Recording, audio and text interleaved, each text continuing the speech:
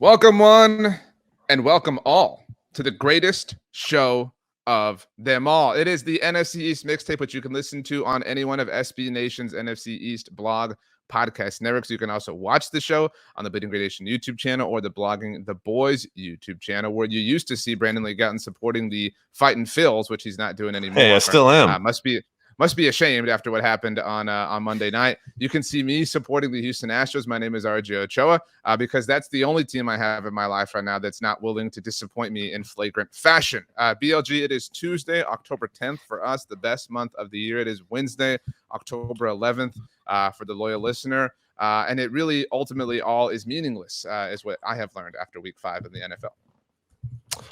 Very exciting times, RJ, as the Philadelphia Eagles take a 2-game lead over the Cowboys and even bigger lead over the rest of the division in the NFC East. Everyone lost, but the Eagles won. For the second time this season that's happened. So definitely a good start to the season for the Eagles. Still a very long season to go. Many things can change. Eagles schedule gets tougher.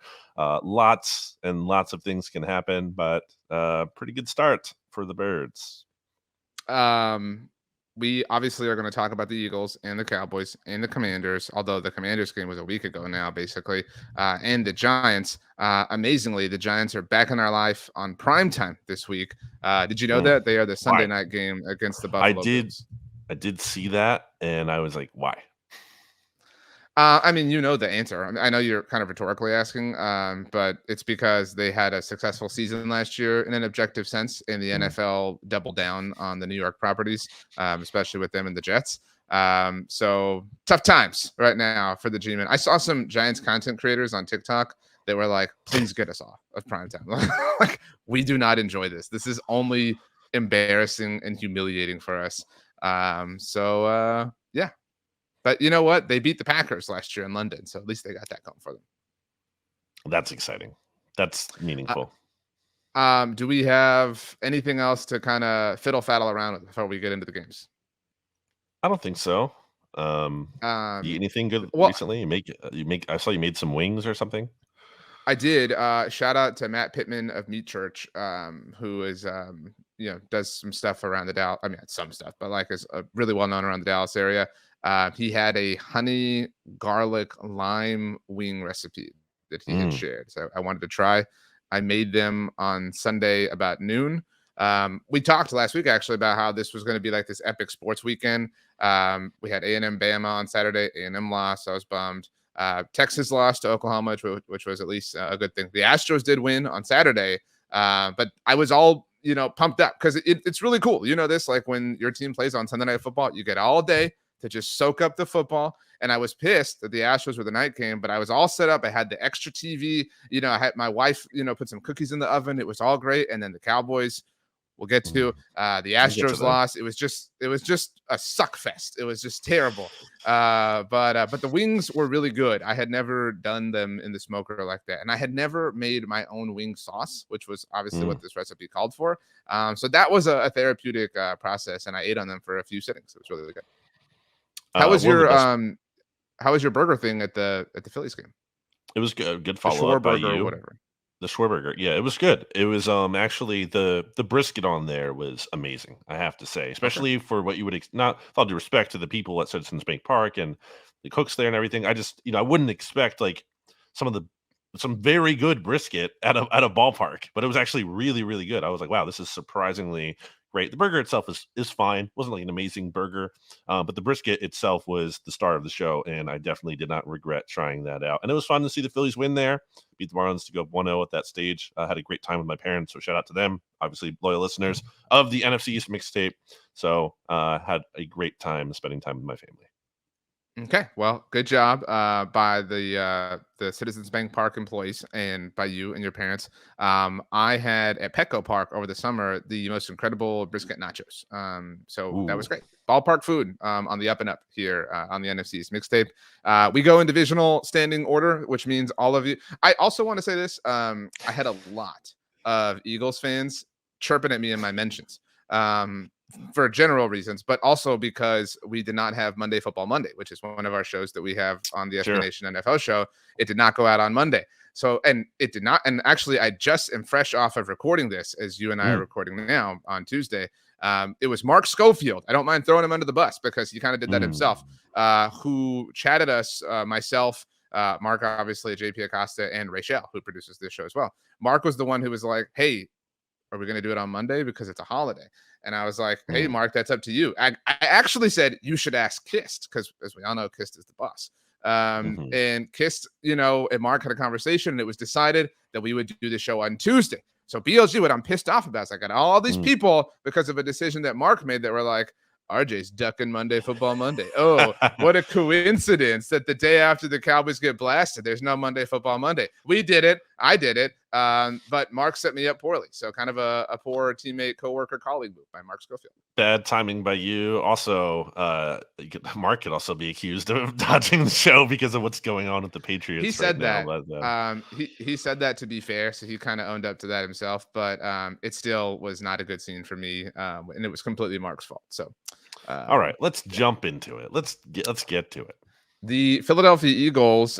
This was one of their more impressive wins, I thought. I know that there have been some kind of sneaky ones, but it was a little bit teeny tiny tenuous, but not really. I haven't seen anybody make a big deal about the Jason Kelce. I wouldn't even call it a blow up, but just animation on the sidelines. He was just animated. He wasn't like furious, right? Or he wasn't 23 like fighting anyone. 23-14, the final score. And I just said this on Monday Football Monday, which was again on Tuesday. The Eagles have this ability to, like, we need a drive, done. There's the drive. Ball game, whatever. They covered, right? I think the line was what, 4.5? It went down to 4, but yeah, either way. So they covered. AJ Brown, who's motivated by me, obviously, had a really solid performance. Dallas Goedert got involved. This was, I think, if you're an Eagles fan, the game that, like, massages all of your concerns in a lot of different ways, and you feel really good, especially obviously what happened in the division around you. The final score doesn't totally indicate it because they had stallings in the red zone, which is something we can get to, and that's an issue with the team so far this season. Only 5 teams have been worse in terms of red zone percentage.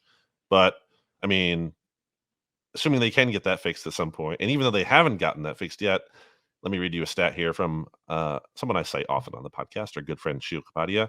2022 Eagles offense, 27.2 points per game. 2023 Eagles offense, 26.4 points per game. So only 0.8 points per game of a difference. Not too bad. Also, 2023 Eagles offense is actually better than the 22 Eagles offense in both offensive success rate and EPA per drive. So I think that what we were saying early in the year about, like, Eagles are having some offensive issues. They're not in rhythm. They have a new offensive coordinator. Jalen Hurts didn't totally look right. That's all kind of coalescing. It's coming back together. They're figuring it out. Jalen Hurts has played his 2 best games of the season in the past 2 weeks. Again, I think offensive coordinator Brian Johnson's kind of figuring it out as he goes here, now into his 5th game of his career as a play calling offensive coordinator in the NFL. So they're making adjustments, I think, to things that weren't working earlier in the season. Jalen Hurts was using his legs more than he ever has in this game, figuring it out. And I think one of the most impressive things is that the Rams this season actually had the 2nd best third down defense in the league, and the Eagles went 13-18 on third down. One of those was at the end of the game where they weren't even trying. It's really like 13-17. So that was really impressive. They moved the ball well. The big thing in this game, RJ, was AJ Brown, as you mentioned, turning point. Eagles go down 14-10 with 32 seconds remaining in the first half. Eagles defense is, like, not looking great. Don't have an answer for Cooper Kupp. Puka Nacua is scoring he had set a touchdown. It looks like things could go bad here for the Eagles because Rams take a 4-point lead and get the ball back to begin the third quarter. So it's like, not looking great. All of a sudden, Eagles go 75 yards in 4 plays for a touchdown. And that was largely, inspired by AJ Brown. Eagles go up 3 points instead of being down by 4 entering the half. And from there, the Rams didn't score another point. So the Eagles defense really tightened up, and they were aided by the Eagles offense going on these long drives that did not end in touchdowns. Again, they only scored 6 points from a drives that went like 73 yards, 78 yards, 83 yards. So that's disappointing. But I do think, that's not really like the biggest thing to be worried about in terms of, I think they can figure the red zone out. So this was the best win, and it did start to feel more like the 2023 Eagles. Sorry, 2022 Eagles. Just kind of, again, I know it was touch and go is not the right way to put it, but part of this is the Rams are more impressive than I think any of us were willing to give them credit for at the beginning of the season. So just kind of a little bit of a back and forth. One of the most impressive drives I've seen in the NFL this season was the end of the first half drive from the Eagles. Just like it was just like the quickest and easiest thing of all time. And of course, by the way, I have a question because I'm obviously not like attuned to this. Is the like tush push brotherly shove thing, like, is this like a thing? Like, is this like a national topic every day that is like invading the Philly Apparently, sphere? even though it was like a thing last year, it's not even new. So like, why are we still talking about it? That's really my emotion on this. Like, I don't have the take of like it's not a football play. Like, it doesn't bother me. I'm not like a fan of it. I don't have any real passionate stance on this. I understand that there are safety concerns. If that's the case, I'm certainly willing to hear that out and learn. But no, I don't have. There's not a special safety. There's no. I'm just saying, like, dangerous thing happening relative to any other football play. I know that take is floating around. That's all I'm saying. But I don't have a passionate take on this. But it keeps like entering my sphere that like national person X has like passionate take on the tush push Philly brotherly shove, whatever. I mean, like, it's boring. What's there to say? I mean, I don't know. I will say, like, it's annoying that it is like brought up anytime any other team does it. I felt the same way when like anybody would try a Hail Mary. It was like, oh, they're trying to be Aaron Rodgers. It's like, yes, Aaron Rodgers was the first person to ever accomplish a Hail Mary in the NFL. But whatever. I don't mean to deviate from the subject.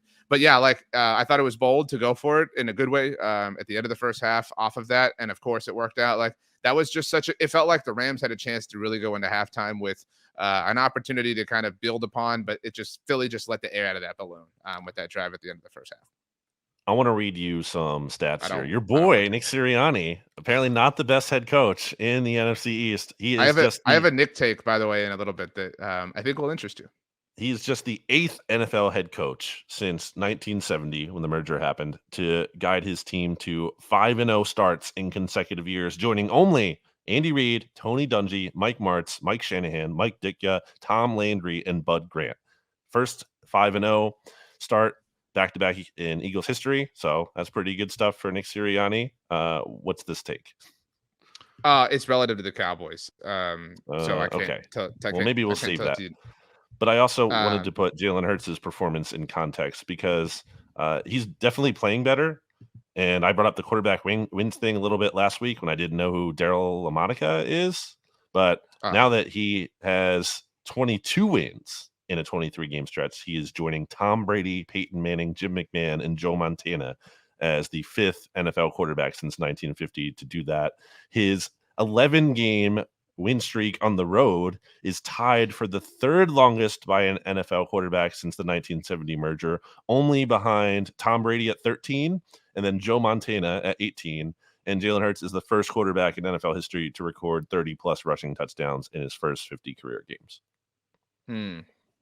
Yeah, I mean, this was a good, like, pick your spirits up game. Not that they were, if your spirits were down at 4-0, like, come back down to earth. You know what I'm saying? But like this, again, I do think I said it earlier. This made you feel better in all the right places. You know what I mean? Like, if you had a concern about this, that, or whatever, it felt like the Eagles were like, oh, you're concerned about these specific things. Like, we'll take care of that this week against the Rams. I guess my biggest last thing on them, other than, like I said, it's kind of a theme. The theme here is like the Eagles are heating up. They're getting back to their 2022 version a little bit. You can put Hassan Reddick in there.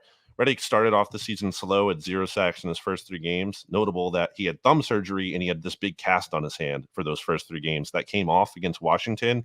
And sure enough, now he has 3 sacks in his last 2 games. And all 3 of them have been like clutch plays. And in the Washington game, it was to force a punt where the Eagles went up for that touchdown, and if they had played it smart there, they would have never let the Commanders get the ball back, so that wasn't his fault. Point being, it was like a really clutch 3rd down sack. And then this game, it was back-to-back sacks on Stafford to end the game, basically. So that's very encouraging to see Reddick heating up, but can't talk about the Eagles right now without talking about a guy who's been talked about all season, but it continues. Jaylen Carter is the real deal in a big-time way. if he was on the Cowboys, I'd be terrified. This is like he is a terrifying player. Even just like how he plays. I don't know if you saw his sack on Matthew Stafford. I've never. That's one of the most violent sacks I've ever seen. He just throws him to the ground. Like it's just a man amongst boys out there. He's up to 3.5 sacks through 5 games. That's already more than Dexter Lawrence, Quinnen Williams, Chris Jones, Jeffrey Simmons, Javon Hargrave, and Cam Hayward had in their rookie seasons. If you take his on pace numbers, which is obviously not that simple, but worth mentioning that like it's not impossible that he could get to Aaron Donald's 9 sacks that Aaron Donald has a rookie in 2014, or maybe even in Ndamukong Suh's 10 sacks that he had as a rookie in 2010. Like that's the kind of path he's on. It is crazy. It is wild. I think every team that has to play Jaylen Carter should be afraid of Jaylen Carter. Bear was barking, so I was trying not to interrupt. But I mean, he's playing incredibly well. I don't think this is shocking. But I will say I don't mean this in a negative way, but you're obsessed with the like comparing him to the rookie seasons of all these other great players. Like I'm at, like I said, a point where like, okay, so he's very good compared to their rookie seasons. You need to start comparing to like elite seasons. Like that's what I'm interested in. You know what I mean? Like, but you're doing like, that's crazy. First of all, that you're saying that, like, that's a testament to him. It is not shocking in that we knew Jaylen Carter is really talented. It is shocking in that he could be an all-pro as a rookie. That's not crazy. Like that's in play here. That's insane. That's crazy. It's not inconceivable. That's not a given. You weren't saying that as a given before the season. That but like it was given that he was very good and that he was joining a defensive line that was very good. So like that 2 and 2 could make 4 is again not the like most improbable thing ever. But again, like I'm at a place where it's like, okay, I don't need to see him contextualized to rookie Chris Jones. You know what I mean? Like that's no longer like useful to me. You know what I mean? Let's adjust the event. I'm not a hater. I'm saying let's properly that if you're like, oh, let's take one of the like defensive player of the year worthy seasons of Chris Jones, and this is how he's even beating that. That's more interesting perspective. That's what I want to see at this point in time. So okay, I mean, I think the rookie thing is relevant. It's hard. It's hard for rookie defensive tackles to produce. It's relevant, but again, like he's like it's being destroyed at this point. You know what I'm saying? Right. Like so, like he's gonna. What was his quote about the Cowboys in the offseason? That I think he was like, "I'm coming for the Cowboys," and he is, man. He's coming. He said he's quote ready to kill the Cowboys, and I think he very much is. He's ready to blow up anything in his way. He's a monster. On the subject of talking about your future opponents, that is a perfect segue to the Dallas Cowboys. If you're done, I don't want to rush through. Are we transitioning to the Cowboys? That's what I was literally doing, and I asked you. I'm just double checking. I just wanted to be okay. You and I were kind of both left-footed right now, but the Cowboys talked up this game to the San Francisco 49ers, and well, I don't know. Do you want me to go first? Do you want to go first? Like, I mean, I don't know. Well, so I wrote an article, which I would encourage everyone. I'm blogging the boys. Yeah, I would encourage everyone to read. A, for the traffic, but B, because I do think this laid out at least how I feel, which we're about to discuss. But it was titled, "The Dallas Cowboys Begged for an Opportunity to Prove Themselves and Completely Failed." So I tweeted this out during the lambasting that the Cowboys took. And like, I don't mean to like, this isn't coping or anything, but the Cowboys are a good team. And like, that's like the problem. Like they're a good team. They will probably be a playoff team, but like this was supposed to be proof that you're better than that. Like this was supposed to be proof that you have a higher glass ceiling than that. So like, because I still believe that they are one of the whatever you like. Where did you have them in your power rankings today? I had them at 9. Like, let me look really quickly at that. I did do them. I have them. I dropped them from I think 6 to 9. Yeah. Yeah, I dropped them from 5 to 9. I actually dropped them. I wanted to bring this up too, so this is a good way to do that. I dropped them more than anybody of the outlets that we curate. NFL.com, ESPN, The Athletic, Sports Illustrated, CBS Sports, Yahoo. Sports Illustrated didn't drop them at all. They had them at 5. I know. Well, I don't know, but dumb. I think the logic could be like, oh, they just ran into the best team in the NFL. Yeah, but like, still, I mean, that's I know, I agree. I'm just saying, but yeah, so like they're still a really good team. They're still a top 10 team. Like however you want to. Again, I think they will be a playoff team if I had to, forecast the future. But like this was supposed to be proof that you can be more than that.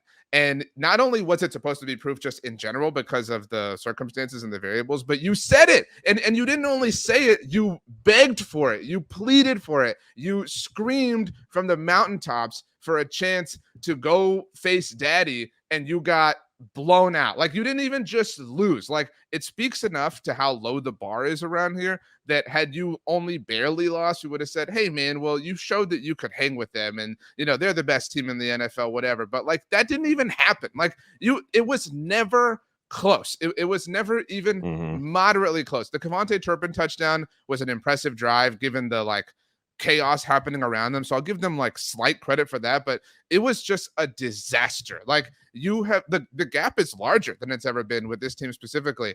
And I think this was after you and I, or it might've been the day you and I recorded last week. I mean it that like, I'm not worried about the Cowboys playing the Eagles because we've seen that happen a million times. This is the benchmark for this team. Like, this is the team who owns them. And it was proven that they do. And oh man, like I don't want to get like too into the weeds on this, but like, Micah Parsons went on his show at Bleacher Report, The Edge, and was all upset that George Kittle had the Dallas shirt. And dude, not the time. Like, like I respect, I really do, having a competitive mentality and using short-term memory. Well, yeah, and using whatever you can to channel yourself, and all that is fair game. I'm not a professional athlete, so I don't know, what goes into that, obviously. And Micah, if anyone has earned the right to like talk or whatever, it's certainly him. But like, dude, George Kittle specifically had 3 touchdowns. It was a career high for him.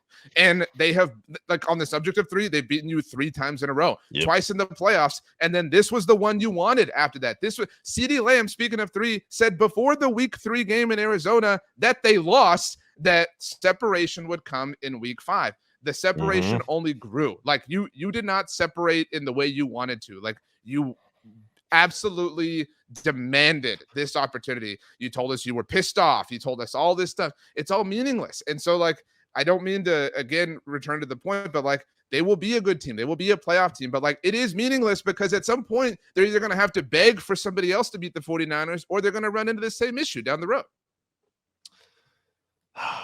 I enjoyed it. I enjoyed watching the Cowboys lose because there was some debate. It was like, should Eagles fans root for the 49ers to lose since the 1 seed? And I'm like, I get that. I understand what you're saying. But to just assume the Eagles are going to win a division that has not had a repeat winner in nearly 20 years, like, I'm not going to do that. I'm not going to just assume that. And the Cowboys, prior to this game, were looking pretty good. So I'm glad they lost. It does have to feel like, and I can actually relate to Cowboys fans on this from a Sixers fan perspective. Like, you have this ceiling on your team. The Sixers can never get out of the second round. Like, they can't do it. They just can't do it. And you just have no reason to believe they can until you see it happen. With the Cowboys here, and specifically going up against this team, and if they played this team in the playoffs, I do think it would be closer. I don't think it'd be like, just because they blew them out this time, I don't think it's definitely it'd be closer because it'd be hard to get blown out by 32 points again. Like, so that's the only reason I'm willing to agree it would be closer. But there's no, like, just like there was going into this game, there's really no good. You couldn't possibly pick the Cowboys. You just couldn't do it. That doesn't mean the Cowboys couldn't win the game, but like, there's no reason to believe they could going into that game. And knowing that is just like analyst, like, there has to be some of that in the players' minds too. I mean, not every single player, maybe not entirely, but it's there more than not at all. And it's really tough. It has to be really tough for Cowboys fans to just like know that that cap is on your team. I mean, maybe you can avoid facing the 49ers in the playoffs. It's possible. Well, like, I mean, that sucks not likely, to root for, maybe. though. Like, that exactly. sucks to have them be so rent-free in the Cowboys' minds and like Cowboys fans' minds, because like, how can they not be? And unlike Eagles fans relative to Dak Prescott, we're willing to admit this. Like, we're willing to admit, like, yeah, this team owns us. You know what I mean? And so like, that's a really just kind of frustrating place to be. And like, I don't fault them for talking about it and for acknowledging what it was. But like, you can't then just like get blown out and quit. I mean, you know what I mean? Like, again, I don't mean to just keep talking in circles, but like, I'm fine with how they talked about it. Oh, of course, Stats is here. Oh, who's here? That was really, really. I'm actually really happy about this. I don't know that Brandon recognized that I have the like permissions when we record here. So like, I do recognize that. I knew you were going to know. I don't have them, but I had to have Stats ambush you here. I don't think this is an ambush because Stats can attest. I did not come into this game with bravado. So like, Stats is only here to confirm what I said was probably going to happen. But Stats, it's wonderful to see. I hope you had a great time watching your favorite team and the San Francisco 49ers. Hi, boys. How are you doing, RJ? How's life? Again, stats. I'm really happy for you, but like this isn't the victory lap that either of you thinks it is. I Oh, picked every the time the Niners to Cowboys win lose, this it's game. never devastating to you. It's just fine. You're fine with it. You came in, you did Anyway, an sorry. ambush after the Eagles beat the Andy Dalton led Cowboys 3 Look, years ago. I had And to take stats is coming in advantage of my time, and I did. because the Eagles so rarely beat the Cowboys. That's true. Stats, the I moment mean, that here was is the yours. first season we were doing the SB Nation NFL show, which we used to do with our good friend Stats, and we missed doing. Stats, how are you, pal? Stats, I, that gear looks fresh. Did you get it at Levi's? yeah, the hat. I got the hat at Levi's. It was my first Niners game, first football game on Sunday at Levi's. It was Wow. absolutely insane, the environment there. And I'm sure you've talked about it. And I do have to give you credit, RJ. You have laid it out that the 49ers are the Cowboys' daddy. I mean, Niners were up 14-0 before the Cowboys even got their first down in the game. I don't know what the knock is on the 49ers, and I've given the Eagles a ton of credit because I think they're winning while they're figuring it out, and I think the Eagles are getting better, but there is no knock on the 49ers right now. I don't care if you're a Dolphin fan, if you're an Eagle fan, whatever team you root for, that you have to say the Niners are the best team in the league right now. I agree. I have the number one of my power rankings. I would offer that the Eagles didn't play this Niners team in the NFC Championship game, which was the conversation that led to a lot of fighting on the internet between the two fan bases, obviously. But like, I mean, and stats, I don't think it's a straw man argument, but I haven't seen at this point anyone saying that Brock Purdy is just like along for the ride. Like, and I know you've been talking about this as well. Everybody go check out the Gold Standard Network that Stats and his staff obviously do a great job with. But like he is a part of this. Like it's he's not like riding coattails. I don't know that he's like the straw stirring the drink, but he has a very, very prominent role. Like it is no longer just like this machine. He's not Krang inside the machine in the Ninja Turtles. Like he is an equal Avenger that is a part of the entire ensemble. For years, what we've said about this 49ers offense is, hey, the roster's great. They've got the advantage everywhere except quarterback. And now I'm not quite so sure you can say that with this team anymore. Brock has 10 career starts. He's got 20 career touchdown passes. He still doesn't have an interception on the season. He is making big throws and big time plays. Even against the Cowboys, you saw it. 3rd and 13. Oh, big throw to Ayuk. Oh, there's a penalty. Never mind. Wipe that out. Next play, he hits Deebo Samuel over the middle for 42 yards on an absolute dime of a throw. This is not the 49ers with Jimmy Garoppolo making life worse. Brock makes life easier on the 49ers. And I've famously said I'm not sold on him, but man, every week he seems to make it harder and harder to say that. Stats. Yeah, go ahead, BLG. I have a couple. Stats' time is limited with us here, just so you know. But well, I didn't know. That would have been nice to have known before. Internet whatever. issues. I wanted to have him on earlier, but poor Stats is having some internet issues. Two questions for you, Stats. Number one, real quick. If the 49ers were to play the Cowboys again, let's say in San Francisco, because that would probably be the most realistic scenario in the playoffs, what would the spread have to be for you to take the Cowboys to cover? I would say double digits at least. I was going to say 9.5. It's getting worse. The 49ers are like last in the playoffs last year. I think Kyle Shanahan kind of still didn't know what he thought about Brock. And so he very much kind of tried to hide him a little bit and like, just don't screw it up. And I think we could win. But you saw on Sunday night, that was not the case. Kyle is fully bought in. He's letting the ball rip. I mean, Christian McCaffrey did not even have that good of a game by his standards. And and he fumbled at the goal line. Yeah. It could have been worse. And by the way, can you tell Micah Parsons to shut up? I mean, him saying after the game, oh, we're still on their level. You can't say you're still on the 49ers level when you called the game a measuring stick on the way in and then you got your doors blown off. Now he's talking about now it's personal with George Kittle. Like the t-shirt, that's what's gotten you feeling some kind of way, dude. We ended your season 2 straight years, but the t-shirt is what's got you mad. Deebo Samuel said it on Kay Adams this morning. You don't want to see the 49ers again, Micah, because it could be worse next time. You came in late, Stats, but I already, covered this. And I'm like, again, I'm not, and you and I were texting about this on Monday. Like I'm not like, and for what it's worth, just so you're both aware, there's not a Cowboys fan out there that's like, hell yeah. Everybody is like, dude, stop. Like everybody is like, read the room. Like, they are our daddy. You just sometimes have to accept that. And if you want to prove it wrong, you're going to have to wait for an opportunity. And to your point, Stats, and to my point, and to the collective point, they demanded this opportunity. And they didn't just lose, they got destroyed. I mean, and so, like, the winner or history is written by the winners. And right now, the pen is in the hands of the San Francisco 49ers. Stats, I did want to say, I saw you quote tweet a bit. I tweeted during the game, like, I have no idea how the Niners don't win the Super Bowl. Like, I'm sure that's been said, but like they it's a long season, my friends. Well, no, but that's been said how about they look like right now. Yes. That's been said about the 19 Niners who got to the Super Bowl, obviously. That's been said about them at different times over this, like, I don't know what to call it. It's not a dynasty, but this just like general run. But like, so they have looked like that team at times in the past, Stats, but like there is a significant gap, obviously, between the Niners and the Cowboys, but also between San Francisco and the field at this point.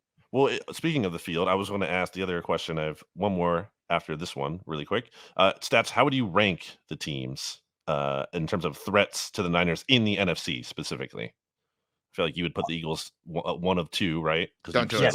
Give us the content. Come on. Clearly, the Eagles are number one, just because, you know, as much as the playoff game, we know Brock got hurt, whatever, but like the Eagles still dominated the line of scrimmage in that game. Okay, Eagles won. I clearly have to put the Eagles one. Right now, I would go maybe Lions 2, Seahawks 3, just because the Seahawks lost to the 49ers 3 times the last year, including getting their doors blown off in the playoff opponent. Yeah. So I go Eagles 1, Seahawks 2, or 3, and then how many do you need to I was get going to to before the Cowboys? Where do the Cowboys come in? Like Rams or Cowboys? I'm not like angling. I'm actually asking. Cowboys, but only because the Rams have lost to the Niners 9 straight times in the regular season. Yeah. So I know they won the NFC Championship game, but you ain't playing Jimmy Garoppolo this time. I'm pretty sure the offense could gain a positive yard in the last 10 minutes of the game, which they didn't do in the NFC Championship game. So I have to put the Cowboys ahead of the Rams, but only for that reason. Vikings or Cowboys with Justin Jefferson, who's not holding out or whatever, according to Adam Schefter. Vikings aren't even going to be in the playoffs. No, but I mean, like the way you view the Vikings have a really great offense. The Cowboys offense has looked really suspect. So like, I think that's a fair question if things worked out that way. I mean, I guess I would put the Cowboys ahead of the Vikings because Dak is slightly more mobile than Kirk Cousins, although I don't know, but you can have that victory, but neither one's very high. I'm not calling it a victory. I was curious until I asked, but Brandon. Last one for me. I think one of the most prominent takes that Stats and I were aligned on, certainly in the SB Nation NFL show, that Mike McCarthy is not the guy you think he is. Stats, how scared of you were Mike McCarthy? How much fear did Mike McCarthy instill in your heart heading into that game? 0%, nothing, no fear whatsoever. I was way more scared of the Cowboys offense with Kellen Moore than I was of it with Mike McCarthy. I mean, you just compare the two teams. The Niners are doing shifts. They're doing motion before every play. Cowboys look like they just line up and they were like, we'll hand it to Tony Pollard or we'll just have guys go deep on the outside for the Cowboys. The only short routes I felt like were in the middle of the field.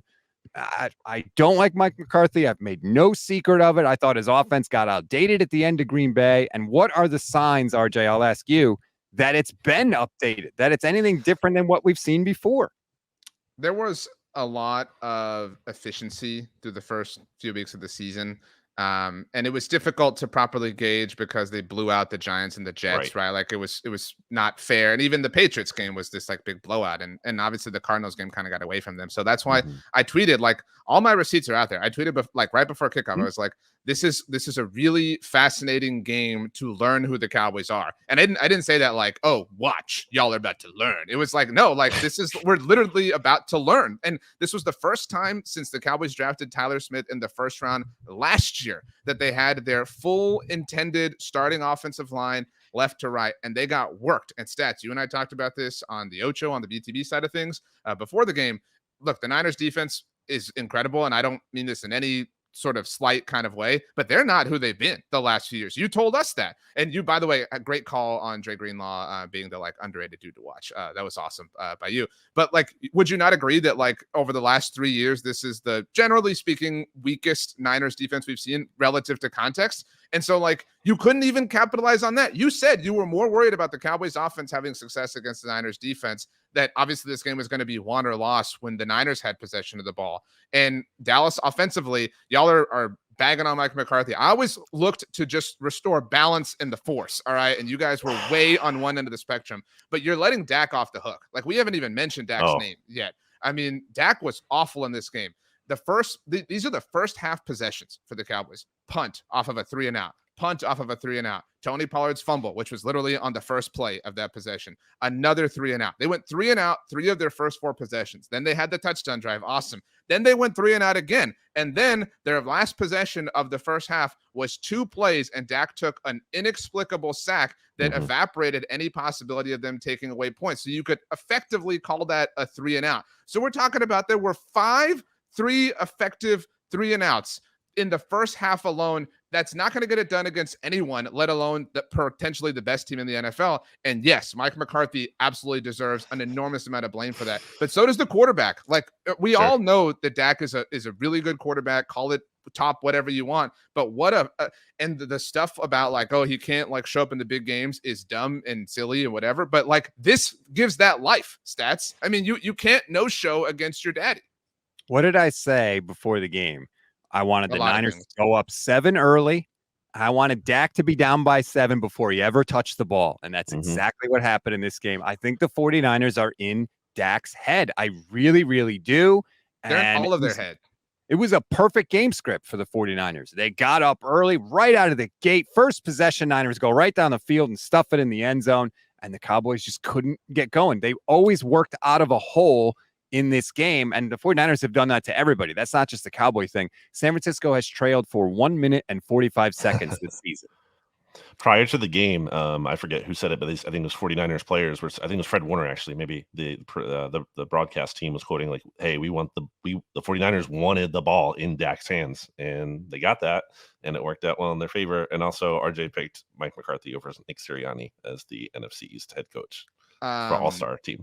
You picked Ron Rivera as a better overall coach than Mike McCarthy. If we're like, no, that's not exactly what I did. That's not true. The last thing on the subject of bagging on coaches, this is a conversation some Cowboys fans are becoming a little bit more hip to, but I'll ask you You're both. Keeping stats along here. Well, I know. I want to get Stats' question here. You were over here like, oh, what Eagles? Blah, blah. This isn't about the Eagles. All right. Dan Quinn gets 0 heat. Like, I'm in no way exonerating the offensive side of the ball for the Cowboys, but like, dude, like, I mean, it's when things are going well for the Cowboys. Oh, it's all Dan Quinn. Dan Quinn show, blah, blah, blah. Stats. I mean, just Kyle Shanahan owns him. Like, every Cowboys person is owned by their counterpart with the Niners. You know what I'm saying? Like, and so like, we have to talk, like, Dan Quinn is a masterful defensive play caller, but like, I mean, where is the criticism for him? You know what I mean? Like, there is never any. So I was curious if either of you felt passionately about this, Stats.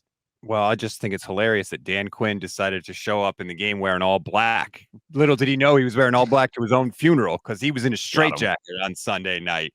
Nice. I had been afraid. I shouldn't say afraid, but I had been telling Niners fans like, hey, Dan Quinn kind of, does a number on Kyle Shanahan going into this game.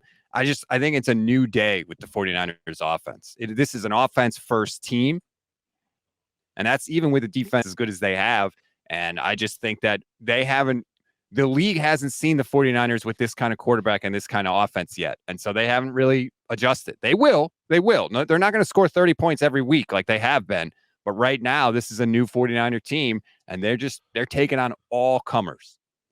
Well, Stats, we'll be talking to you when the Eagles and 49ers play. Highly anticipated game in Philly, week 13. That should be a pretty fun one. But where can the people find your fine coverage, Stats? So if you want anything 49ers, it's Gold Standard 49ers Network. The podcasts are everywhere. We have a YouTube channel, Gold Standard Network. Please, please, please check that out. And I am on all the socials at Stats on Fire. Boom. Gentlemen, it has been too long, and I miss you both very, very much. Stats, you're the best. It's always great to see you. Glad you had a great trip, even though it wasn't my favorite team's expense. I'm glad it was a memorable one. Saw all the photos, looked like you had a good time. My last question is, what is that ice cream abomination that you posted a photo of?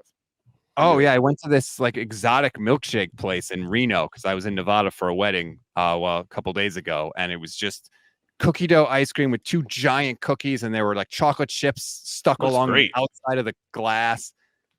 To be honest, It was great. Stats, you're not a big music guy. I'm sorry, but we do a thing now here on the mixtape where every guest has to pick a song. We pick a song. And add it to the NFC BLG East butchered mix. this. Every episode, we each add a song to an ongoing NFC East Mixtape playlist. And when we have guests on, for that, at the end of the episode, we give our songs. But so when guests are on, they get to add a song as well. So you are obviously a guest of the mixtape. A lot of you pressure get to add here. A song. Didn't prep you for this. Yeah. I mean, I hate to be cliche, but I got to go with DJ Khaled, right? All I do is win. That's fair, dude. It's fair. It's a fair. No, point. I'm not like mad about this, but like, this is like. We didn't prep him. Didn't give any time to think. That's your fault. I mean, I'm not taking blame. You're right. I did forget about that, but I was so excited to have our old friend on and to throw it. Yeah, I mean, like this was the equivalent of like, I don't know, guys. Let's go with Happy Birthday. Like, you know what I mean? Like, it's just no. It's a good pick, Stats, because all the 49ers do against the Cowboys is win. BLG landed the plane. That was a good way to put this. So alrighty, Stats. We'll see you, Stats. You have the best day ever, Stats. All right, it already is. See you guys later, see Stats. You, pal. Brandon, before we go to break, I wanted to bring. Oh, Stats is the best. That was a really good surprise. It wasn't an ambush. It was a surprise. I know. It was kind of both. It was designed to be both. I wanted to read this tweet to you. I don't feel this completely, but I thought this was interesting at least. And then we can go to break. Shout out to Jersey Bird 3 on Twitter, who tweeted at me. So my tweet was, I said, I'm not going to fault the Cowboys for admitting that this 49ers game was a big one for them because it obviously is given recent history. But if that is your mindset for it, you have to show up more than they did in the first half. And this was at halftime. I said another half to go, but a gross performance so far. So again, I don't blame them. But again, if you're going to say all that, you got to walk the walk. Jersey Bird 3 responded and said, remember when Sirianni admitted to wearing the Dallas Week shirt was stupid? Mm-hmm. This is that. I don't think it's stupid, but wow. I will give Sirianni credit because I didn't beforehand. He clearly recognized that like that made things, call it what you want, like more stressful, bigger, whatever, blah, blah, blah. It didn't help. Yeah. Like, and I don't know that like acknowledging the Niners owning the Cowboys, quote unquote, didn't help. But I think it forces you into trying to play up to something you have in your head. Well, I think it only could have hurt. I don't think they're the same, but I thought that this was an interesting line of thought to me. And so, I mean, because if they hadn't acknowledged it, it would have been weird. You know what I mean? So they were in a lose-lose situation there. But I think they went a little too far, though. Like, and again, CD talking about it after week 2, like it was clearly in their heads, maybe a little more than it should have been. And it is funny. You're right. Like, you can't be like, this is more than one game, and it's a playoff game for us. And then you lose, and it's like, actually, it's just one game. It's fine. Charles Robinson had a great line about this in his intro when he wrote about it at Yahoo. And it was like, if you're going to call this like not a regular season game, then it's not a regular season loss. Like, you know what I mean? If it's not a regular old game, then it's not a regular old loss. And so like this, so like, I mean, it literally is, but right. But figuratively, so no. In the, like, that's how this is likened to me to the Sirianni thing. Like you made it not a regular game by doing the Dallas Week thing. That was a little bit more flagrant than acknowledging that the Niners owned the Cowboys, but like the result is sort of similar. So it was, again, I give Sirianni credit for acknowledging 3 years ago that the shirt was a bad idea. Last which thing I know I'll he took say heat for. Is like getting beyond the scope of like, we talk a lot about the game itself, but just like, it's obviously a big loss just from a standing standpoint in terms of like tiebreakers, NFC playoff picture. Like these tiebreakers are going to be, I think, a really big deal between the Eagles, 49ers and Cowboys, all of them. And this is a big loss. Well, especially because like, it's not just like, oh, we lost the tiebreaker, we don't have home field. It's like, well, no, you have to go back here. Like it's, you know what I mean? Like, so tough scene, but let's take a very quick break to hear a word from our sponsors. Welcome back. Brandon, did you really see the photo that Stats posted of the milkshake thing? I did. Or were you just making that up? No, he was in Vegas, right? When he got that?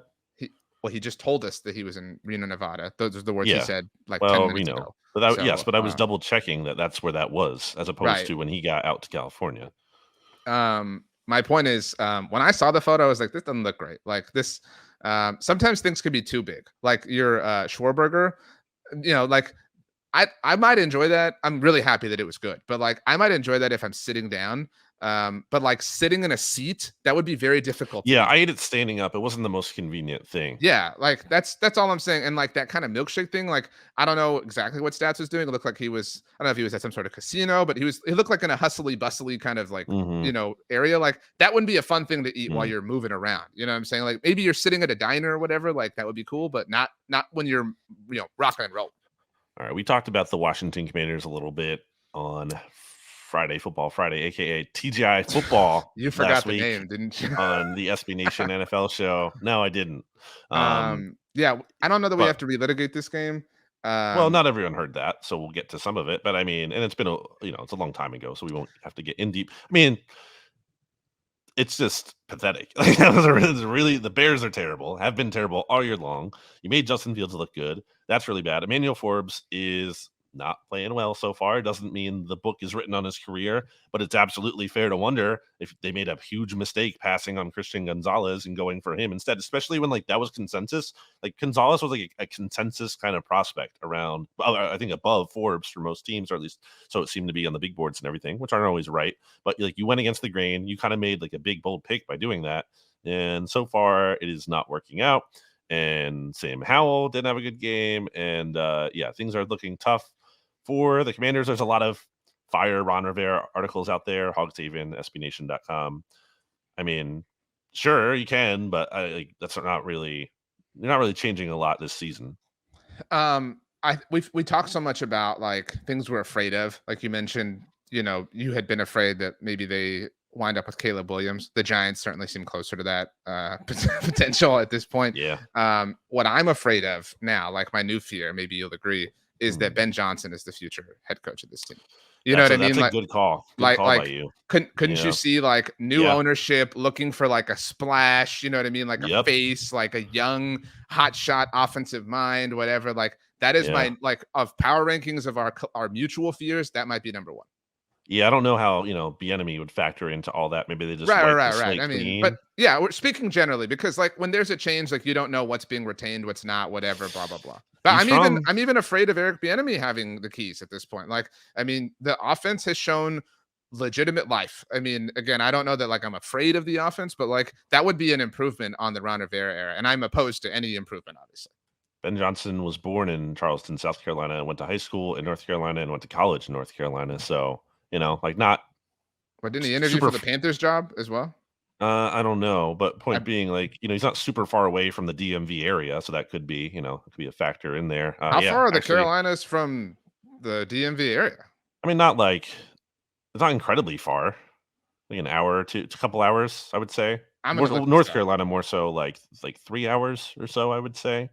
Point being, like it's conceivable that there's like he might want to go back there to that kind of region of the country. It wouldn't be too far. I'm gonna pick Raleigh as an example. I think I said Charlotte. Okay, Charlotte. We'll do Charlotte. I'm gonna do Charlotte to what's a fair? I mean, FedEx Field. Just like yeah, whatever. It is a 6-hour drive. So yeah, it's longer than I thought. Yeah, I was gonna say, dude, because you were like, oh, it's like an hour. Like I don't know, whatever. That's close enough. Whatever. Anyway, I do agree with you. That's a concern that they could get Ben Johnson. They're so bad, dude.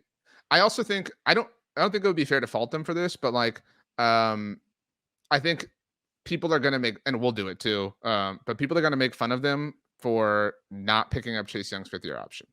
You know what I mean? Like, because if there's one thing that looks stout right now, or that you can like be excited about, it's Chase Young. But like, how can you when he's probably gonna leave?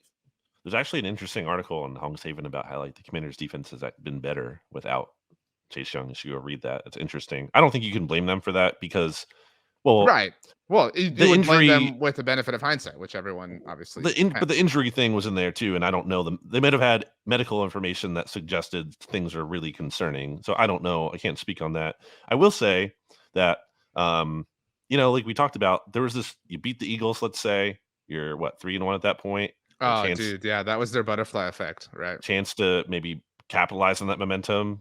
I don't know that just because you definitely beat the Eagles, that means you beat the Bears, but like you had this opportunity, and then even moving forward, they're still like, let's look at their next several games coming up here. They play in Atlanta, they play against the Giants, Taylor They Heineke host revenge game, by the way. they host the Eagles. Then they play away against the Patriots. So they like have a stretch here to still be competitive, like still kind of hang around for that seventh playoff seed, that third wild card spot, as you've talked about. So they're not dead yet. They haven't been written off, but certainly not in the best spot at 2-3 here. And in a division where your division winner has a tiebreaker over you currently and is 5-0. Well, and not only a tiebreaker over you currently, but where you were literally 2 yards away from winning. You know what I mean? Like you were 2 yards away from having that. And so like, again, you're right. Like it's not fair to say like, oh, if they go for 2 and if they get it, or, you know, that they beat the Bears on Thursday night, but like it just sets up the like the punt mentality in your mind. You know what I mean? Like it's just tough scene. They would. I mean, if they go for it, they get it. Like they're still, even if they lose to the Bears, they're still, because they have the tiebreaker over the Eagles, because the Eagles are 4-1 at that point. Like you're conceivably still competing for the division, and now like it's kind of like really not. It's kind of wild card at best, barring a collapse and a big surge. Are we ready to move on? I mean, I think so. The New York Giants got destroyed, despite picking Tua Tagovailoa off 2 times and returning one of them for a touchdown. Did you know that was the longest play in the NFL this year? The pick 6? I believe it. And also, like Tua just threw it right to the Giants. Yeah. I don't even think it was like this incredible, like, oh wow, amazing play, as much as he just threw it right to them. I have a take about this game. It was the final score 31-16. That's weird. The Giants blue is not meant to be like in the 1:00 Miami sun. It looked weird. You know what I mean? It looked out of place. I can see that. I don't know what it is about that, but like it felt weird. Maybe you're so used to kind of bright colors there. It's a little bit more subdued, but dude, yeah, like this is a tough scene. Daniel Jones was sacked how many times? 8 times or 7 times, whatever. I mean, he's hurt. He's dealing with neck pain again, neck injury. He might play still in week 6, but like he's banged up. On Sunday Night Football against the Bills. Woo! Like I have a stat for you here that I shared with you offline. Well, online, but off the podcast. People use that phrase, don't they? I was literally about to say, like, that's a great. That doesn't make sense. You're probably sharing it online most of the time. The only way you wouldn't be saying that online is if it was like a text message. That would technically not be like online. That's on like cell service. You know what I'm saying? So, but great discovery. We're having some great. We were left-footed early on, but we have found our footing here. Well, I was talking to Jimmy Kempski today about the phrase, because he started off the podcast BGN Radio episode 355 by saying he was feeling under the weather, and I'm like, well, does anyone ever say they're over the weather? And if you did, it would be like, oh, I'm over this weather. Like I hate the weather that's happening. I'm over it. No one says I'm ever over the weather. So I don't know, kind of interesting. But anyway, here's the stat from, once again, our good friend Shio Kapadia. The Giants have been outscored by 91 points through 5 weeks. That's not only the worst point differential in the NFL, but is the second worst point differential for the Giants since the year 2000. Only the 2013 Giants were worse. This is pathetic. It's one thing to be struggling, and it's one thing to be what the Vikings are, right? Like they're 1-4, but they've been in 1-score games. They've been competitive. Like they've had some bad luck go their way, and that was due after having good luck go their way last year. So they're 1-4. They only have they have the same record, right, as the Giants do. But man, like the Giants are terrible. I have them, I think, dead last. No, I have them 31st. I only have the Broncos worse than them in my power rankings. They're horrible. And as we've said, when you look at their schedule, it's not about to get any better. They're the Bills next. They're about to drop to what, 1-5? I have them 30th. I have them right behind the Broncos, just because Russell Wilson has shown some positive signs. You know what I mean? Like individually, like more than Daniel Jones has at this point. Whatever. But it is a tough look for the Giants right now. I've said the word tough in a lot of podcasts. Do you think there's a scenario where Dable could get fired? Because like this is not competitive football. And if they keep playing non-competitive football, I don't know. What if they hire Ben Johnson? Potentially could be a candidate for them. I mean, it'd be funny a year after winning Coach of the Year, but like I just don't think you owe him anything. Especially if you're this disastrous. This is terrible. Like what do you do? That's as I always talk about. The coach is the easiest lever to flip. Like what? They can't get rid of Daniel Jones, really. Like what move are you going to make? Yeah, it's just money that you're burning, right? Like, which is true. But I mean, you're it's not like working against your salary cap. So And they're not a we mentioned well-coached team. Like, Well, coaching is very dude, much an issue. I said this a week ago. I was like, why is nobody bagging on Brian Dable? Like, Daniel Jones has become like the poster boy for it all, which is really, I mean, unfair. Like, Jones has been awful, but like, again, Dable's not been good. But everyone's like using Jones's awfulness as like an excuse for Dable. Like, oh, well, he can only do so much. Like, well, no, he can do a lot more. Like, he's the head coach. The scenario, though, to answer your question, and I mentioned this to Mark Schofield, who we mentioned earlier at the top. Mark, for the people who don't know, Mark is a Patriots fan.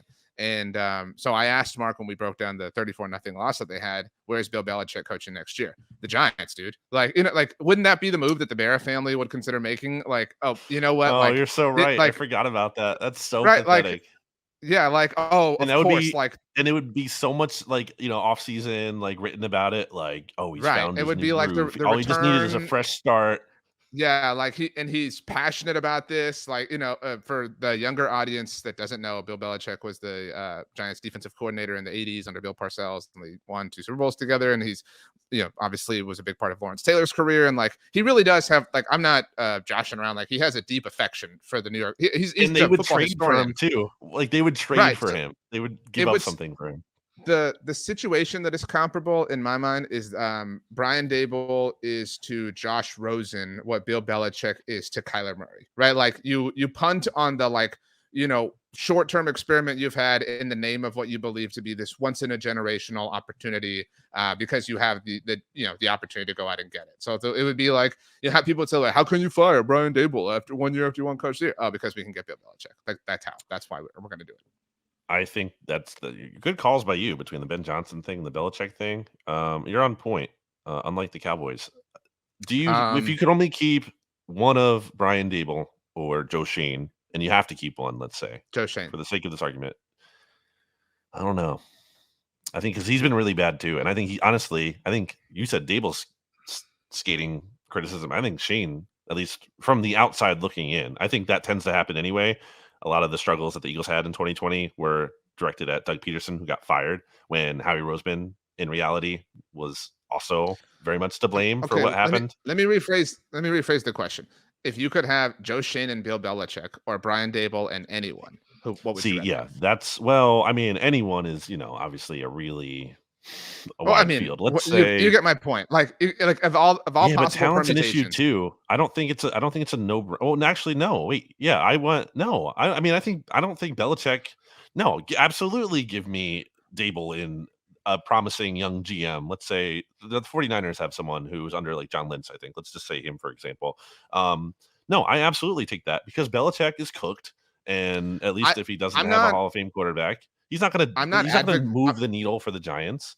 I'm not advocating for Bill Belichick, like, in terms of, like, today, I like, get as a sound mind. But, like, again, if like, it's hard to be disappointed. You know what I mean? If your team goes out and acquires Bill Belichick to be their head coach, like, there's a lot. I think it is disappointing for the Giants here. I think that would be disappointing. That would be very disappointing. You're right, though. It would be a really exhausting offseason of, like, stories, and there would be like 18 5,000 word think pieces written about how this was, like, always in the making and blah blah blah, and the fact that the Giants are the team that beat the Patriots in the 2 Super Bowls, and obviously the Eagles did as well. But, like, I mean, it would just be obnoxious. And if you brought in Belichick, part of the problem there is you wouldn't keep Schoen, or at least he wouldn't have the same amount of power. Like, Belichick probably isn't coming without some level of personnel power as well. Right.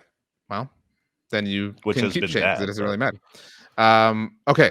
Are we ready to spin forward and wrap this up? Yes. Okay.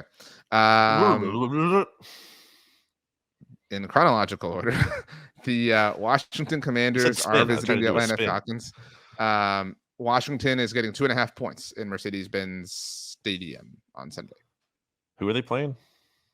The Falcons. We talked about this. Taylor Heineke revenge. I'm going to take the Falcons. Mercedes-Benz Stadium, and that always throws me off because of the Superdome being. Yeah, well, it's the Mercedes-Benz Superdome. Mercedes-Benz. Yeah, but that Stadium. Always, like, when I hear Mercedes-Benz, I always get confused, which is, it throws me. If you were BLG for the Saints or Falcons, you would hate this so badly, because, like, you would be like, how could you share a title sponsor with your division rival? Oh yeah, division rival. I hate it now. It sucks. It's confusing. Right. It doesn't make any sense.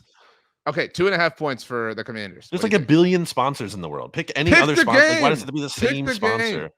Yeah, why are you not like the Chick-fil-A stadium if you're Atlanta? 2.5. That Atlanta's laying 2.5. against the Commanders? Yeah, dude, you're so confused. Yes. You make the pick first. I just said it. I'm gonna take the Falcons. Your boy Desmond Ridder, who you're the only person I not believe in, Yeah, coming he off of the stinks. best game in his career. I Okay. don't trust that at Who'd he all. beat? The But Texans? Great. I mean, what a bad beat for me with my lock Yeah. of the week, by the way. Half of a But point. Off by half of a point. That's I tough. know, I feel dude. bad. Um, My lock of the week hit, by the way. I meant to mention that with the Giants not even covering against the Dolphins. Bijan will do something like amazing in this game. So like I'll take the Falcons.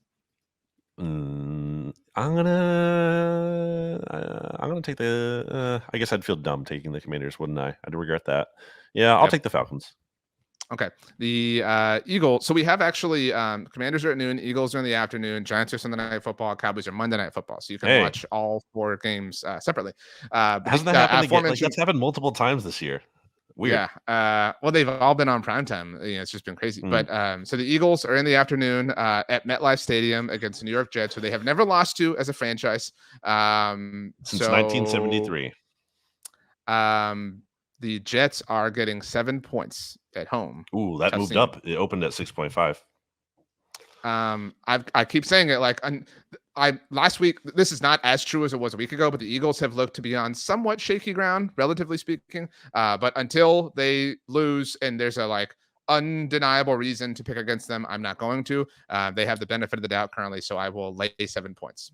Have literally never lost to the Jets, as we mentioned. Also now 13-1 straight up as road favorites under Nick Sirianni, and 7-7 now against the spread in the same circumstances. I would love to see the Jets be competitive. Like again, like I think everyone kind of feels bad for them, like but so like I would like to see a good game here. But it's just we're just trying to wish for something that can't happen. I mean, like I know the Eagles secondary is. What you're not rooting for I was gonna say I know the Eagles secondary is a little bit whatever. Like maybe Garrett Wilson has like you can't even talk yourself into it. You know what I mean? It's just you can't like because of Zach Wilson. Like he just weighs them. And then like I feel bad for him, but like I would love to see that. Like I'm saying, like it would be cool. It would be a cool story to see it take off. I just can't bet on it. Is my point. Take off. Nice little Jets pun there. The plane. I always say that they should call their Ring of Honor the Hangar. Yeah, that's good. I like that. Yeah. I do think it's a little premature to say it's going to be like a cakewalk for them. Jets have been competitive, even though Zach Wilson, I don't think is good. And okay, I do think one thing that's hurting the Jets is I think this past game was kind of their Super Bowl. The Nathaniel Hackett thing of it all. There was like a lot of like emotional weight into that game, and I get it. But at the same time, like I kind of wonder if that's a little bit of a letdown scenario for them going into this game against a team and interconference opponent. Well, I was thinking inter versus intra. This is the battle of Gang Greens, by the way. The winner gets to call themselves that. Of Green Nations too for SB Nation. That's true. Bleeding Green Nation was first, but then Gang Green Nation came along. So we have GGN and BGN going head to head here. I think the Eagles are going to win the game. I think that's pretty fair to say. They have not the emotional hedge again. Well, I just think the Jets have been competitive this year. Okay, so they battled back to beat the Bills in week 1. They lost by 20 points to the Cowboys. It was a 1-score game at halftime before the Cowboys pulled away later in the game. And it was the first week post Rodgers. Like a lot of shock in the building, so to speak. I don't know. I think Brandon's internet is struggling at this point. We're so close to the end. We're so close. I'm going to keep buying him time. Brandon's internet is out. It's out. I don't think it's my internet. My internet is stable as a rock right now. Brandon is frozen. I'm going to text him, see if this is an issue. This is so much suspense. Your internet good? Question mark. See. It's a tough scene for Brandon. I think he's going to take the emotional hedge here. Personally, I think that Brandon's going to take the points, but take the Eagles to win. And how could you not at this point in time? I have texted him and I have not. Oh, he's out of the stream now. I'll give him a few minutes. Yeah, I think Brandon's going to take the Eagles to win and the Jets. Oh, he's trying to come back. Let's see here. Is he back? He's not back yet. This is so actually, it's kind of, I was going to say it's not dramatic. This has gotten kind of dramatic interestingly enough, as of late. What else is going on? I'm waiting for the Houston Astros to start on Tuesday. Got a text from Brandon. Doesn't look like it's going to happen. Let's see here. This is super suspenseful as I read text messages on a podcast. I never really thought that we would be doing this on the mixtape. He's got an outage in his area. Let me ask him. Let's see, Eagles -7. Let's see, you can pick that. And the Giants, I've given him all the lines so I can get his answers over text message. And oh my gosh, I'll explain what I'm oh my goshing in a moment here. Let's see here. Come on now. Brandon has all the information. So oh my gosh. So Brandon is going to give me his answer in a moment for all these 3 remaining games. I think he's going to go Eagles to win, but Jets to cover, as mentioned. He's typing right now. The New York Giants are on the road on Sunday. Let's see here. He's going to see if he can get back in. Let's see. This is a super. We had such a great show. The stats thing was such a great surprise, and now we got some turbulence, but we're gonna make it. Don't worry. I promise. But yeah, I mentioned I was waiting for the Houston Astros. You're gonna know the result of the game, whether they're up 2-1 or down 1-2. I think they're gonna be up 2-1. I think the Astros are gonna win. I think the Orioles are gonna win. No way the Orioles are getting swept. I just don't see that happening. But we have a lot of Rangers fans who listen, obviously, on the BTB side, so they're obviously rooting for a sweep. He's typing right now. It's typing a lot, so it must be a long message for him. He tap dances a lot for me when Bear barks, so it's all good around here. I got your back, Brandon, with the tap dancing. I'm also really excited to eat some lunch. So that's really where we're at. I don't know how long this text message is going to be, but anyway, I'll go ahead and offer my picks while we wait for Brandon. I'm taking the Eagles to win and cover. I mentioned it, the Giants. I couldn't remember if they were on the road or if they're at home, but the Giants are on the road in Buffalo, the only stadium in New York in the NFL. Blah blah. The Bills are 14-point home favorites. Oh my gosh, against the Giants. Even though the Bills lost last week, but the Giants are just that bad. That's. Brandon loves this expression. That's a lot of points. That is a lot of points, but I'm going to take the Bills to win and cover. And the reason I, oh my gosh, a little while ago, the Cowboys opened as 3.5-point favorites for their Monday night game, which is on the road against the Chargers, although not exactly a formidable home field environment. But they opened as 3.5-point favorites. We use DraftKings Sportsbook here at SB Nation. That is now down to 2. Dallas only 2-point favorites. Yeah, that is interesting to say the least for the Cowboys. Oh, he's back. I think he's back. Yay! Connection's going to be here, but I'm on my hotspot. Okay. My router's not working, so I'm going to try to be this quick. Last thing I said on my end was that Jets lost that game to the Cowboys, but also it was a short week for the Jets too, in addition to losing Rodgers. They played the Patriots. That game literally came down to the last play. Jets almost converted a Hail Mary to steal it and win. Didn't play well. But point being, they've been a tough team this year. I think things might be a little closer early on. I think Zach Wilson turning the ball over, especially because Jets offensive line isn't great. Eagles defensive line is good. Specifically, the Jets are now without their best offensive lineman, Elijah Vera Tucker, out for the year. The Jets will be starting a guy named Max Mitchell against Hassan Reddick, who's heating up. So I think that's kind of not a matchup in their favor. I think the Eagles' run defense has been stout and will be able to kind of limit the Jets' rushing attack, forcing Zach Wilson to throw a little bit more than ideally he should. So I think the Eagles do win, and they'll eventually pull away and cover. They're trending in the right direction. They're clicking. There should be plenty of Eagles fans up there at MetLife. I will take Eagles to win and cover. Okay, I predicted that's what I was doing while you were gone. You to take the Eagles to win, but you were going to take the points. So let's get out of here quickly. Giants 14-point dogs on the road. Yeah, Giants will lose to the Bills, and it'll be not close. So I will take the Bills to cover. That's what I took. The listeners already know my picks, so this is kind of cool. You're the only person who doesn't. I can't wait for this game. The Cowboys Chargers. BLG is kind of a closet, not really a closet Chargers fan. You love the Chargers. I have stopped giving the Chargers the benefit of the doubt, so I'm going to take the Cowboys outright to win. But I mean, the scenario again where let's say the Eagles win and they're 6-0, and the Cowboys lose to Kellen Moore and drop to 3-3, and the Eagles have a 3-game lead in week 6. And the Cowboys have to sit and stew on that on their bye. I don't know if you knew that they were on their bye after that. That'd be the worst possible outcome. I'm oh my gosh, everybody heard it except for you, because Dallas, kind of like you talked about with the Philly game, Dallas opened as 3.5 point favorites for this game, and that line is now down to 2. So, 1.5 that moved. So that's kind of interesting. So, all right, songs. Think I actually it really is. Sorry, last thing. It really is like the anti. It is like specifically because you're not like a Justin Herbert guy, so it would be really devastating for you between the Kellen Moore and the Herbert aspect. I don't like not like Justin Herbert. I just sometimes the internet gets a little out of control. That's really my. I didn't say you hated him. I just said you're not a Justin Herbert guy. No, I'm a fan of. That's fair to say. I'm a fan of. I'm what annoys me. You're not me a Justin Herbert guy. You're just not. You're not. I'm not saying that means you hate him, but you're not like one of his biggest proponents. You're not. Anyway, song time. So we got All I Do Is Win from Stats. That is officially on the books. Rachel got her song, and she went with a banger, We Can't Stop by Miley Cyrus. Wow. Excellent choice by Rachel. I'm going to throw back in time as well. We Can't Stop, kind of a 2013 sort of song. All I Do Is Win. I don't even know what the tier that kind of, but it's definitely on. I'm going to go Uptown Funk by Bruno Mars. It's just kind of, it's funky right now for the Cowboys. It's just funky kind of time. I need something to give me some good, beats to move around and feel jovial about something. But what is your song, Brady? Okay.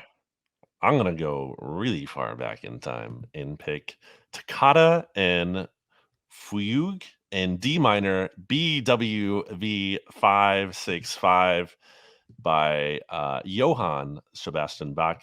I said I wanted to start doing some Halloween stuff, some spooky music. This is that song that goes like with the organ, do do do do do do do, like that, like Halloween scary music. So I'm throwing that on there.